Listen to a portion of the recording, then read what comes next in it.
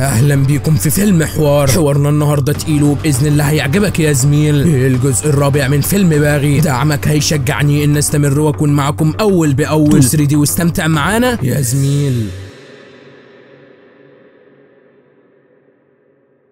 بيبدأ فيلمنا على الطريق ومرة واحدة تريلا بتخبط العربية دي. العربية من آثار الخبطة بتفضل تتشقلب لحد ما بتوصل رصيف القطر، واللي بيكون جوه العربية هو روني، وفي نفس الوقت القطر بيكون جاي. والغريبة ان روني اول ما بيشوف القطر بيبتسم. بعد شوية من الوقت بنشوف ان في حد نقز وخده على المستشفى، والدكاترة بتحاول تتعامل مع حالته. اخو جيتو بيوصل للمكان وبيكون زعلان على اخوه جدا لان حالته بتكون صعبة جدا. بعد شوية الدكتور بيطلع بره غرفة العمليات وبيقول لاخوه اول ما استلمنا اخوك حالته ما كانتش مستقرة تماما، ودلوقتي للاسف دخل في غيبوبه. وساعتها جيتو بينهار جدا من الزعل على اخوه. بعد 7 شهور من الحادثه بننتقل للمستشفى من تاني وبنشوف الممرضه اللي بتراعي حاله روني، وفجاه روني بيمسك ايديها وكل اللي على لسانه هي اليشا. واخيرا روني بيفتح عينيه من جديد. وفي يوم من الايام بنشوفه قاعد وبيعيط، وده لان بيشوف فيديوهات لحبيبته اليشا. وفي وسط الحزن اللي هو فيه بيبص لتحت بيلاقي جنازه معديه من تحت بيته. ما بيسكتش وبينزل لتحت وبيشد سلك الكهرباء ده وبيطلع فوق العربيه اللي فيها المتوفي وفي ايده سلك الكهرباء. الكل بيستغرب من تصرفاته، وكمان هو بيقول للكل عيد ميلاد سعيد. الواد ده بيقول له عيد ميلاد يا متخلف انت، دي جنازه. وكمان الوليه دي بتقول له انت مش محترم يا جدع انت. بيضحك ومره واحده بينزل يطحن في اي حد قدامه، اي حد بيشوفه بيعلم عليه. واخوه جيتو بيكون بيتفرج عليه من فوق وبيشوف اخوه اللي نازل تلطش في كل اللي حواليه لحد ما في 2 بيكتفوه والثالث بيضربه ضربه قويه في صدره. لكن روني بيكون تقيل وبيعلم على العيال. الصبح بننتقل للمستشفى وبنشوف جيتو اللي بيقول للدكتور روني بقى بيتصرف تصرفات غريبه يا دكتور وبقى بيعمل مشاكل كتيره. الدكتور بيقول له انت ليه بتعمل كده يا روني؟ بيقول له انا عمري ما عملت حاجه غلط. بيقول له ايه اللي حصل؟ بيقول له 10 رجاله كانوا عايزين يضربوني وانا لوحدي. وبيقول له كمان جيتو كان بيتفرج من فوق. ساعتها جيتو بيقول للدكتور ده بيخرف يا دكتور. وكمان بيكون مصوره فيديو وبيوري الفيديو للدكتور. واول ما الدكتور بيشوف الفيديو ملامحه بتتغير، وكمان بيوري الفيديو لروني. ولما روني بيشوف الفيديو بيتصدم كمان لان في الفيديو روني بيكون بيضرب الهوا وكل اللي شفناه من شويه كلها مجرد هلوسه. والدكتور كمان بيقول له انت كنت بتتخانق مع مين؟ وبيقول له واضح ان الحادثه مأثره عليك بشكل كبير وكل اللي انت فيه ده هلوسه ومجرد خيال. ساعتها روني بيقول له طب والجرح ده كمان كان هلوسه؟ لكن بيتصدم لان ما بيكونش في جرح اصلا. اخوه بيقول له انا كنت اتمنى ان ده ما يطلعش حلم، على الاقل حالتك كانت هتكون كويسه وده اللي بتمناه دلوقتي. بيقول له لو كانت دي هلوسه فانا فرحان بيها. وبيزق اخوه وبيمشي من المكان. بيكون ماشي بره والواد المسطول ده بيخبط فيه وبيديله التحيه. بعد شويه بنشوف الدكتور واللي بيقول لجيتو في حاجه مأثره على اخوك جامد، ما تعرفش حياته قبل الحادثه كانت عامله ازاي؟ يعني كان ليه صاحب عزيز او حتى واحده بيحبها؟ بيقول له بعد الحادثه كل اللي كان على لسانه هي اليشا، بس انا دورت وراهم ما لقيتش اي حاجه بخصوص اليشا، لا هويه ولا اي حاجه بتقول انها موجوده فعلا. ولو اليشا دي كانت موجوده في حياته فانا كنت هعرف. وبيقول له اظن ان اليشا دي موجوده في عقله مش موجوده في الواقع. وعلى الناحيه الثانيه بنشوف روني اللي بيوصل عند القبر ده واللي بيكون خاص باليشا. وساعتها روني بيكون زعلان جدا ومنهار من العياط. بيرجع للبيت ولما بيفتح الباب بيلاقي بنت اسمها اوليفيا. المهم بتقول له روني اخوك بعتني ليك علشان اعمل لك اي حاجه تطلبها. بيقول لها مش عارف اخويا عايز مني ايه. بعد شويه بنشوفها بتغسل المواعين وبعد ما بتخلص بتروح تقعد جنب روني. بيقول لها اسمك ايه في البطاقه؟ بتقول له براتيشيا. بيقول لها اسمك حلو جدا وبيفكرني بحد. بتقول له حد مين؟ حبيبتك يعني؟ بيقول لها دي مش حبيبته بس دي حياته كلها وللاسف حياتي انتهت من بعدها. بتقول له ايه اللي حصل؟ بيقول لها علشان هي دلوقتي فوق وماتت خلاص وحياته كلها بقت عباره عن ذكرياته مع اليشا. المهم من جديد بنشوف روني اللي بيكون بيشرب ورايح يشوف صورته مع اليشا، ولكن بيتصدم لما بيلاقي ان اللي معاه في الصوره هو اخوه. بيفضل ينادي على اخوه وبيقول له وديت صوره حبيبتي فين؟ وكمان بيروح يدور في الموبايل مش بيلاقي اي حاجه تخص اليشا. مره واحده بينزل لتحت ومليه الغضب وكل تفكيره في اليشا حبيبته. وعلى الناحيه الثانيه بنشوف جيتو اللي بيكون شغال في العربيه دي. احمد بتقول له يا ريت يا جيتو كنت ابني، انا عارفه ان اخوك المتخلف زهقك بس انا بحبك. لحد ما بيوصل روني وبيقول لجيتو انت عملت ايه؟ انت مفكر كده ان انا هنسى حبيبتي؟ وبيحاول ياخده من ايديه. لكن احمد بتقول له هو احنا هنخاف منك ولا ايه؟ انت مش هتاخد اخوك. لكن روني بيتعصب عليها وكمان بيخليها تجري لجوه. ساعتها هي ما بتسكتش وبتقول له سيبه يلا يا روني. لكن روني بيكون رد مختلف وبيحدفها بالطوبه. وبياخد اخوه على البيت وفي البيت بيقول لاخوه الفيديوهات بتاعت اليشا فين؟ جيتو بيقول له انت بتتكلم عن ايه وفيديوهات ايه؟ بيرمي التليفون على الارض وبيجيب الصوره دي وبيقول له ازاي انت اللي معايا في الصوره؟ المفروض اليشا. بيقول له الصوره دي من زمان وانا وانت متصورينها. بيتعصب اكتر وبيقول له انا عايز اعرف الحقيقه. وبيفضل يكسر في اي حاجه حواليه لحد ما اخوه بيهديه وبيقول له اهدى بالله عليك، انت كل حياتي واي حاجه بتشوفها فهي مجرد وهم، بس اوعدك ان كل حاجه هتكون تمام. مره واحده روني بيسمع سيرينة الشرطه بيقول له انت اتصلت بالشرطه؟ المهم بيطلع لبره وبيشوف احمد بتقول له الشرطه هو ده اللي كان عايز يموتني. الظابط ده بيقول له اثبت يلا. جيتو بيقول للظابط الضابط خلاص يا باشا نزل سلاحك، لكن روني بيضرب ظابط وكل الظباط بيتلموا حواليه، ما بيسكتش وبيحاول يتعامل معاهم. ومره واحده المأمور بيخبط له على كتفه، روني بيكون هيضربه، هنا المأمور بيقول له يلا اضربني. احمد بتقول له عبيطه هيعملها وهيضربك والله. بعدها بياخدوه على الاسم، وفي الاسم بنشوفهم مكلبشينه والمأمور عمال يطبل علشان يستفز في روني. فجيتو بيقول له يا باشا بعد اذنك خلاص علشان بيتضايق. المأمور بيقول له كان بيضربك علشان الورث ولا ايه؟ بيقول له لا يا باشا. بيقول له علشان بنت يعني؟ بيقول له لا مفيش بنات. روني بيكون رده مختلف وبيقول له لا في، وهوريك جثتها كمان. المأمور بيكمل معاه وبيروح معاه للمقابر، وهناك روني بيقول له ده هيكون قبر أليشا، ولكن بيتصدم لما القبر ما بيكونش لإليشا. بيقول لهم مستحيل ده قبر أليشا، وكمان بيقول لاخوه انت اللي عملت كل ده علشان انساها. جيتو بيقول له انا اول مره ازور المكان ده. المأمور بيقول له مفيش بنت ومفيش جثه، من الواضح ان انتوا الاتنين بتخططوا لحاجه علشان تخدعوا الشرطه. مره واحده روني بيروح للعجوزه دي وبيقول لها قولي لهم ان انا كل يوم باجي هنا. الوليه بتقول للمأمور ايوه فعلا كل يوم بيكون هنا. المأمور بيقول لها بيقول ان المقبره دي تخص أليشا، انت شايفه لا تخص أليشا ولا اي حاجه. الوليه بتقول انا بشوفه من زمان بيجي هنا بيقعد وبيفضل يعيط لوقت طويل، بس انا افتكرت ان ده قبر والدته. وهنا روني بيتصدم اكتر وبيكون عايز يموت الوليه، وبيقول لها انت ليه بتكدبي؟ الشرطه بيقدروا يهدوه، ولكن هو بيقول لهم انتوا الكل كدابين. بيفضل يعيط ومره واحده بيجري وبيفضل يدور على أليشا. جيتو بيقول للمأمور انا قلت لك انه مهلوس يا باشا، هو بيدور على بنت مش موجوده اصلا. المأمور بيقول له خليه يدور ممكن يلاقي البنت او ممكن يلاقي الحقيقه. هنا كل تفكير روني في نفس الكلام على أليشا، وكمان بيفتكر كل ذكرياته. وتعالوا نعيش الذكريات دي. بنشوف أليشا اللي بتكون لسه جايبه تليفون جديد، وفي نفس الوقت بنشوف الضابط روني اللي بيكون بيجري ورا الحرامي ده. المهم روني بياخد التليفون من ايد أليشا وبيرميها على الحرامي، سبحان الله بيجي في دماغه وبيجيبه على الارض. ساعتها أليشا بتزعل جدا وبتروح تشوف الموبايل اللي بيكون اتكسر خلاص. بتقول له روني انا لسه ما دفعتش حقه وانت كسرته. بيقول لها انا اسف وحقك عليا. بتقول له طب انا اعمل ايه دلوقتي؟ بيقول لها الحرامي كان هيهرب وانت بتقولي لي تليفون، احنا شغالين علشانكم علشان انتوا تعيشوا في امان. البت زي ما تقول حبته وحبت كلامه، وبتقول له التليفون ده حياته كلها. بيقول لها ما انتوا جيل فاسد، همكم كلكم على السوشيال ميديا والقرف. عموما الشرطه ما بتحبش الخسائر للمواطنين، علشان كده انا هاخد راتبي وهشتري لك واحد جديد يا اما تاخدي موبايلي. وكمان بيسيب لها الموبايل بتاعه. بعد كده بنشوف أليشا واختها بتقول لها انت اشتريتي تليفون جديد وانا عمال ارن عليك وما بتردش ليه؟ بتقول لها ما هو اتكسر. وكمان بتقول لها بس انا شفت راجل شجاع وكل كلمه منه صحيحه ومفيش كلمه بيقولها غلط، كمان ظابط في قوات الدفاع البحريه. بتقول لها باين عليك الحب الشديد ليه، بس انت اول مره تشوفيه وما توقعش ان حبك اصلا. بعد كده بنشوف روني اللي بيكون بيرفه عن نفسه شويه في اليومين الاجازه اللي هو واخدهم. مره واحده ابو احمد بيجي وبيرخم عليه، روني بيقول له انا النهارده اجازه يا ريت تبعد عني لان مش ليا مزاج اضربك. وبيقول له كمان انا كل اجازه باجي هنا فمش عايز ابوظ المكان اللي بحب اجي فيه، لو حابب تتخانق فتعالى بره. ابو احمد بيقول له انت بتفكرني بنفسي وانا صغير يا بس انا كنت مختلف عنك في حاجه، انا كنت بتخانق في اي مكان، بس تعالى ورينا هتعمل ايه بره يا ريس. بيطلعوا لبره وروني بيكتشف ان في شويه خرفان بره. الواد ده بيهجم عليه لكن حركه واحده منه بيكون كاسر دراعه، التاني بيهجم عليه كمان ضربه واحده في رجله بيكسرها له. المهم الرجاله التانيين بيخافوا وبيجروا من المكان، وما بيكونش باقي غير الراجل اللي عامل فيها خفاش. بيقول له روني انت عملت نمره عجبتني ودلوقتي جه دوري، لو كان عندك ذره احترام للناس الكبيره في السن فيا ريت ما تضربنيش. لكن روني ما بيهزرش وبيضربه ضربه قويه. بعد شويه بنشوف راكب التوك توك معاهم وفي طريقهم للمستشفى، ولما بيوصل للمستشفى روني بياخد باله ان أليشا موجوده في المكان، وبيكتشف كمان انها دكتوره، وهو كمان بيكون باين عليه نظره حب ليها يا زميل. ابو احمد بيكون بينزل فبيقول هاتوا لي الدكتوره. أليشا بتروح عليه فبيقول لها انت المفروض هنا علشان تعالج الناس مش علشان تتكلمي في التليفون. بتقول له في مرضى كتير محتاجين غيرك ومن غير التليفون ده مش هعرف اوصل ليهم، علشان كده التليفون ده هو حياته كلها. اللي بيكون سامع كل الكلام ده هو روني اللي بيزعل جدا من نفسه لانه كلمها باسلوب مش تمام لما كسر تليفونها. هي كمان بتلاحظ وجوده في المكان فبيقول لها انا اسف على كل اللي حصل كان سوء تفاهم. بتقول له لا عادي، وبتقول له ايه ده انت بتنزف، وبتقول له تعالى معايا. بيروح معاها وبيداوي له جرحه وبتقول له حافظ على نفسك بعد كده، شايف دي سنتي واحد وكانت هتصيب الشرايين، وبعدين ما تقلقش دي حاجه بسيطه، هتبات النهارده في المستشفى علشان نتاكد من استقرار حالتك. والواد نظرات الحب بتكون ماليه عينيه. تاني يوم بنشوف أليشا واللي تليفونها بيرن، واللي بيرن عليها هو روني. بيقول لها تليفونك هيكون عندك النهارده لانه اتصلح خلاص، وبيقول لها خدي بالك لان هتلاقي الشخص وراكي سامع كل حاجه. فعلا بتبص وراها وبتلاقي اختها جايه وروني معاها على المكالمه عمال يضحك. بتقول له خلاص نتقابل الساعه 4 جنب الكنيسه عند ملعب السله، وكمان ما تنساش التليفون. فعلا الساعه 4 بيروحوا بيديها التليفون وهي بتكون مبسوطه جدا، وكمان بتدي له تليفونه وبتقول له انت ازاي عرفت ان كان في حد ورايا وانت بتكلمني؟ مره واحده وبدون انذار العربيات دي بتوصل للمكان وبيكون في فرقتين بيدبوا في بعض وكمان بيقتلوا في بعض يا زميل. روني ما بيسكتش وكظابط بيقرر يدخل يضرب في اي حد يشوفه. مره واحده الواد ده بيثبته وبيقول له عامل نفسك راجل وبتتدخل ليه؟ يلا ورينا هتنقذ نفسك ازاي. روني بيتصدم لما بيشوف أليشا بتقرب منه وبتاخد ايد الواد بالمسدس وبتحطه على دماغها علشان تنقذ روني. الواد بيكون هيخلص عليها انما وحشنا تقيل بيجي عليهم وبيضرب فيهم واحد ورا التاني، واي حد بيخش عليه بيلففوا حواليه، مع ان عددهم كبير، انما صاحبنا روني يا زميل اخيرا بيسيطر عليهم. وبعدها بيروح لإليشا وبيقول لها انت بخير. البت بتاخده بالحضن والحب بيزيد بينهم، وكل يوم علاقه الحب بتزيد اكتر واكتر. وفي يوم من الايام كانوا مع بعض، فروني بيقول لها رد عليا بصراحه، ليه وجهت المسدس عليكي؟ تقول له لاني كنت واثقه ان انت هتنقذني. وكل يوم الحب بيشعشع اكتر من الاول يا زميل. ومره واحده المأمور بيقول له سرحان في ايه يا عم؟ فين بقى البنت اللي انت بتتكلم عليها؟ اوعى تكون انت اللي قتلتها. بيقول له لا ده مش قتل، دي حادثه. وبيحاول يفتكر الحادثه. المأمور بيقول له حادثه؟ وبيقول له طالما في حادثه يبقى سواق عربيه الاسعاف شافها. فعلا بيروح على السواق، والمأمور بيقول له انت اللي جبت روني المستشفى بعد الحادثه؟ بيقول له ايوه يا باشا حصل. بيقول له حلو قوي، كان في واحده معاه في العربيه؟ بيقول له لا يا باشا وكان لوحده. المأمور ما بيسكتش كمان، وفورا بيروح على كاميرات المراقبه، وفعلا بيشوفوه وبرده كان لوحده يا زميل. بعدها المأمور بيقول لروني واخوه كفايه لحد كده. روني بيكون رده مختلف وبيقول انا مش هسكت لحد ما اكشف الحقيقه حتى لو كان ده هيكلفنا حياتي. وفجاه بيلاحظ اخت اليشا راكبه العربيه دي، فورا بيجري وراها والشرطه بتكون وراها كمان. واخت اليشا بتوصل للمكان ده، وروني بيكون وراها على طول، بيمسكها وبيقول لها الحمد لله اني لقيتك يا كاترينا. لكن هي بتقول له انت مين يا عم انت ازاي اتجرأت تلمسني؟ بيقول لها انا روني صاحب اليشا. بتقول له انت مجنون، مين اليشا ومين روني؟ اخوه والشرطه بيوصلوا وبيحوشوه، وروني بيقول لاخوه دي اخت اليشا. لكن هي بتقول للكل انا بريانكا وما اعرفش الراجل ده بيخرف بيقول ايه. المأمور بيقول للكاهن انت عارفها؟ بيقول له يا سعاده الباشا اعرفها من وهي عيله صغيره، ودي بريانكا الشتي يا باشا. انما جيتو بيقول لها معلش حقك عليا، ده اخويا بس هو مريض شويتين. روني بيتعصب وبيمسك المأمور وبيكون عايز يضربه علشان بعديها هيتحبس فورا. روني بيكون محبوس واخوه بره عمال يحاول مع المأمور وبيقول له يا باشا هو مريض. المأمور بيقول له كلمه تانية هرميك جنبه. ومره واحده اوليفيا بتوصل للمكان وبيكون معاها المحامي، وفعلا بيقدروا يخرجوا روني من الحجز. ومن بعدها اوليفيا بقت بتعتني بروني وباين عليها نظرات الحب كمان يا زميل. روني في ظل تعبه كل اللي على لسانه هي اليشا، ولما اوليفيا بتسمع كده بتزعل جدا وبتفضل منهاره جدا لان حبته هي كمان. المهم بعد شويه روني بيفوق وبيقول لها انت ليه جبتني هنا؟ ومره واحده وبكل غضب بيمشي من المكان وبيفضل يجري، وكمان كل تفكيره في اليشا لحد ما بيوصل لبيت اليشا. ولكن اول ما بيوصل البيت بيكون متدمر، وكمان بيفتكر ايامه مع اليشا وهو جوه بيلاحظ ان في عدد من الاشخاص بره. لكن ساعتها بيفتكر كلام الدكتور لما قال له كل اللي انت بتشوفه مجرد هلوسه. ما بيستسلمش وبيكمل في اللي هو عاوزه. وفجاه بيبص وراه بيلاقي عدد كبير من المقنعين بيقرب اكتر على الصوره اللي قدامه، لكن المقنع ده بيضرب نار على الصوره وحرفيا اثر الضربه بتطيره، والمقنعين بيكملوا ضرب فيه. وهنا روني بيحس ان في حاجه غريبه وبيقول في سره انا لو كنت بتوهم طب الدم ده هيجي منين؟ الواد بيفوق وبينزل طحن فيهم، واي حد بيخش عليه بيلففوا حواليه بيكمل فيهم ضرب ومفيش اي حد قادر عليه. المقنعين باسلحتهم، انما روني بايده سفاح عمال شغال ضرب فيهم لحد ما بياخد رجل قويه بتجيبه على الارض، انما الضربه دي بتفوقه وبينزل طحن فيهم لحد ما الباقي بيجري منه، لكن ما بيسكتش وبيكمل وراه واخيرا بيخلص عليهم. وبعدها بيحس ان في حاجه غريبه وراه، بيروح يشوف ايه، بيلاقي صورته مع اليشا حب عمره. بعدها بيفضل يدور على حد عايش من المقنعين علشان يساله على اليشا، لكن ما بيكونش في اي حد عايش لحد ما بيفقد الامل. ومره واحده بيلاقي في حد لسه عايش، فبيروح عليه وبياخده على الصوره وبيقول له انت شايف ايه قدامك؟ بيقول له شايفك انت وواحده. هنا روني بيتاكد اكتر انه مش في هلوسه ولا اي حاجه، وبيفضل يقول في سره طب ليه الكل ضحك عليا؟ حتى اخويا كان بيضحك عليا. وفورا بيتحرك على البيت وبيدور على اخوه جيتو، مش بيلاقيه في البيت، فبيفتح تليفونه وبيعرف مكانه عن طريق الGPS وبيبعت له فويس وبيقول له انا جاي لك ولو مش قلت لي الحقيقه المره دي هقتلك. بيتحرك فورا على مكان اخوه وفعلا بيوصل للمكان، وفجاه لما بيوصل بيلاقي اخوه مضروب ومتعلق في حبل. روني بيجري عليه فجيتو بيقول له ما تقربش يا روني، ولما روني بيجري بيكون منصوب له كمين بيقع في الحفره دي واخوه بيكون بيتشنق، لكن روني ما بيسكتش وبيروح يلحق اخوه قبل ما يموت. وفجاه بيحس ان في حركه غريبه في المكان، بيقطع الحبل من على اخوه واخوه بيقول له دول ناس خطره قوي يا روني، هددوني بقتلك بخصوص اليشا، اضطريت اقف في صفهم علشان انقذك منهم. روني بيقول له مين اللي عمل كده؟ لكن فجاه اخوه بيتشد وروني ما بيكونش عارف يعمل اي حاجه. ومره واحده في اشخاص بيهجموا عليه، لكن هو بيتعامل واي حد بيشوفه بيخلص عليه، وكل تفكيره في اخوه لحد ما بيلاحظ اخوه وفورا بيروح عليه وبيقول له مش هخلي اي حد يأذيه. وفجاه بيسمع صوت موسيقى وبيبص وراه لحد ما بيشوف باولو. ايوه هو ده نفس الواد المصري اللي خبط فيه وهو طالع من المستشفى. المهم باولو بيقوم رجالته يخلصوا على جيتو وفعلا بيضربوا نار عليه، لكن روني بياخد الطلقه مكان اخوه. وابن الهرمه باولو بيرشق سهم صغير في رقبه جيتو، وروني بيمسك اخوه وبيقول له ما تسيبنيش لوحدي. وللاسف جيتو بيتوكل على الله يموت. وساعتها روني بيكون مليه الغضب والحزن على اخوه، والغضب بيملاه اكتر لما بيشوف باولو بيضحك عليه. وساعتها روني بيحاول يمشي ورا باولو، انما بسبب اصابته ما بيعرفش يعمل اي حاجه. وباولو من مرايه عربيته بيقول هنتقابل تاني والمره الجايه هيكون دورك لاني مستني الاوامر. يعيش صبح الشرطه بتوصل المكان والمأمور بيشوف جثه جيتو وبيقول انا كنت عارف ان الغلبان جيتو هيحصل فيه كده. بيطلعوا تليفون جيتو وبيشوفوا اخر رسائل بينه وبين اخوه، ولما بيشوف اخر رساله من روني اللي بيكون فيها انا جاي لك في الطريق ولو مش قلت لي الحقيقه هقتلك. ساعتها الظابط ده بيقول للمأمور روني قتل اخوه وهرب، لكن المأمور بيقول له انا هعرف اوصل له. بنشوف المأمور بيروح لاوليفيا عليه. بتقول له عايز ايه؟ بيقول لها فين روني؟ بتقول له انا اعرف منين؟ بيقول لها بسيطه رن عليه. بترن عليه وبتقول له ارمي تليفونك وشريحتك بسرعه. روني بيعمل كده. ساعتها المأمور بيقول لها ديكي وقتك واوعدك ان هجيبه ومن بعدها هيكون دورك. وعلى الناحيه الثانيه روني بيكون قاعد في عربيته وبيفتكر ايامه مع اليشا لما كان راكب العربيه قبل ما يسافر. راح لإليشا واخت اليشا بتطلع له فبيقول لها ازيك، لكن هي ما بتردش عليه وبكل برود بتسيبه. المهم اليشا بتطلع وبتركب معاه العربيه وفي طريقهم للمطار. وهم راكبين العربيه اليشا بتقول له بصراحه اختي قالت لي حاجه وبتكون لسه هتقول له، لكن مره واحده التريلا دي بتخبط فيهم والعربيه بتتقلب لحد ما بتوصل لطريق القطر. روني بيكون لسه فيه النفس وبيبص لاليشا وبيقول لها ما تسيبينيش لوحدي، وهي بتقول له انا بحبك وبتروح فيها يا زميل. الواد بيكون مصدوم وفي نفس الوقت القطر بيكون جاي. وهنا روني ابتسم ابتسامه علشان هيموت مع حبيبته، ولكن تم انقاذه زي ما شفنا في اول الفيلم. المهم بنرجع له من جديد وبيفتكر الدكتور لما قال له انت عايش في وهم. الصبح بيروح على الدكتور ولكن للاسف بيلاقيه مقتول. بيقعد ما بيكونش عارف يعمل ايه وبيفتكر لما خبط في باولو. بيقعد على كاميرات المراقبه وبيشوف بعدها ان باولو كان واقف مع اخت اليشا. وفي نفس الوقت بنشوف اخت اليشا اللي بتروح عند الكاهن ده وبتقول له انت عايز مني ايه؟ قلت لك خلاص ما عادش في تواصل بيننا. ساعتها الكاهن بيسيبها وبيجري. وهنا بيحضر في المكان روني يا جدعان. بيولع حوالين كاترينا وبيخش لها جوه وبيقول لها مين اللي جبرك على الكذب؟ اتكلمي يا اما مصيرك هيكون الموت. بتقول له هددوني وكل اللي حصل ده بسبب باولو. اللي حصل في يوم من الايام باولو هجم عليا وقال لي لازم اليشا وروني يبعدوا عن بعض، ولو ما حصلش كده اولادك دول هيموتوا واحد ورا التاني. بعدها رحت لاليشا وقلت لها روني ده مش شبهنا ومش عاجبني ولازم تسيبيه، بس يا روني دول ناس خطر جدا ومراقبيني طول الوقت. وهنا باولو بيحضر في المكان من جديد. بيعمل الموسيقى الخاصه بيه وبسهم صغير بيرميه على اخت اليشا، لكن في الوقت المناسب روني بينقذها. وساعتها رجاله باولو بيحاولوا يكتفوها انما روني ما بيسكتش وبينقذها من جديد. وبينزل في رجاله باولو طحن. اي حد بيقرب له بيخلص عليه. بيكمل عليهم واحد ورا التاني ولا اي حد قادر يهزه. ايوه عددهم كبير انما روني خطير. بيجري على باولو وبيفضل يضرب فيه ولكن ولا ضربه بترشق فيه. الواد باولو بيتصدى لكل ضرباته وبالرجل بيجيب روني على الارض وبيسيبه وبيمشي من المكان. وساعتها روني بيكتشف ان موبايل باولو واقع على الارض. بيجيبه وبيكتشف ان اخر مكالماته كانت مع اوليفيا. بيتصدم وفورا بيتجه ليها. ولما بيوصل بيقول لها حربايه وليكي كام وش؟ الحقيقه ان اكتشفت كل حاجه. اكتشفت ان انت كنت بتتكلمي مع باولو وتبخينها سوا. بتقول له ايوه انا كنت معاه بس لما قربت منك وحبيتك كسرت كل اوامره. بيقول لها اذا كان عليا عايز اقتلك، لكن هي مره واحده بتزقه لان ابن الهرمه ده كان عايز يخلص عليه. روني ما بيسيبوش وبيجري وراه. الواد فجاه بيختفي. وساعتها روني بيخش يدور عليه في المطبخ الكبير ده. بيحس ان في حاجه غريبه في المكان. واوليفيا بتوصل هي كمان. وفجاه كل الطباخين اللي موجودين في المكان بيطاردوا في روني لكن هو بيتصدى ليهم. وبيشوف كمان ان اوليفيا بتساعده وكمان بيعرف ان البت حبته بجد. الاتنين بيفضلوا يخلصوا على اللي قدامهم ومحدش فيهم قادر عليهم وهما الاتنين مسيطرين سيطره تامه. ابن الهرمه ده بيكون مستخبي هنا وبيكلم باولو وبيقول له اوليفيا خانتنا كلنا. بيقول له خلاص اقتل روني. بيقول له انت بتقول ايه؟ بيقول له اعمل زي ما بقول لك وانا هشرح كل حاجه لتشاكو. الواد بيكون هيخلص عليه انما اوليفيا هي اللي بتاخد الطلق كله مكانه. في الوقت ده روني بيرمي السكينه على الواد والسكينه بتيجي في دراعه. وساعتها الواد بيهرب منه. وهنا روني بيروح على اوليفيا وبيقول لها مش تسيبيني، ولكن هي بتقول له مش انت كنت عايز تقتلني اهو كلامك حصل وخد بالك اليشا لسه عايشه وكمان البت بتروح فيها. هنا روني ما بيكونش عارف يفرح ولا يزعل. بعد كده بنشوفه في المقابر وبيحفر في المقبره اللي كان بيزورها طول عمره. ولما بيحفر بيوصل للتابوت ولما بيلاقي التابوت بيفتحه بيلاقيه مليان زلط وبيكون باين عليه الغضب الشديد. بنرجع للزمن شويه وبنشوف اليشا اللي مره واحده بتفوق وبتلاقي نفسها متكلبشه وجنبها نمر. بتنادي على روني واللي بيحضر في المكان تشاكو. البت بتتصدم وبتقول له انت مين؟ بيقول لها نفس الصوت ونفس الملامح ونفس كل حاجه الا حاجه واحده وهي الخوف. وبيحكي لها الحكايه كلها. والحكايه ان حبيبه تشاكو كانت نفس ملامح اليشا ونفس الشكل ونفس كل حاجه وكانت اسمها افانتيكا. وبنرجع للزمن شويه وبنشوف افانتيكا اللي بتكون في حفله وفي وسط الحفله دي الواد ده بيلمسها. والواد ده مع عصابه مكونه من افراد كتير. المهم افانتيكا ما بتسكتش وبتخلص على كل رجاله الواد واحد ورا التاني. الواد بيقول لها خلاص مش هلمسك تاني. بتقول له خلاص هسيبك تمشي بس هقطع الايد اللي لمستني الاول. وفعلا بتقطع ايده وبتاخدها لعند تشاكو. ولما بتروح لتشاكو تشاكو بيقول لها هو لسه في حد بيتجرأ يلمسك؟ انما هي بتقول له انا زهقت احنا الاتنين شبه بعض امتى هنتجوز بقى؟ وهنا تشاكو بيقول لها انت عارفه انا عندي كام سنه؟ وهي بتقول له انا مش فارقه معايا السن. وبتقول له كمان الفستان جاهز يا عمري. وفعلا بيجي يوم الفرح والاتنين بيكونوا جاهزين. افانتيكا بتلبس لتشاكو الدبله وتشاكو بيكون لسه هيلبسها لها لكن في ضرب نار بيحصل في المكان. وده الواد اللي لمس افانتيكا وبيكون جاي ومعاه رجاله كتير. افانتيكا وتشاكو بيخلصوا على كل رجاله الواد واحد ورا التاني. الاتنين بيعملوا عرض من نار بيخلصوا على العصابه واحد ورا التاني ومحدش قادر عليهم لحد ما الواد ده بيضرب عليهم نار. لكن افانتيكا بمسدسها بتقضي عليه ومره واحده بتقع في حضن تشاكو وهو بيكون مصدوم جدا لما بيشوفها لانها انضربت بطلقه. واللي حصل لما الواد ضرب عليها نار الطلقه جت فيها وبعدها هي خلصت عليه وافانتيكا كمان بتروح فيها. وهنا تشاكو بيكون هيموت عليها.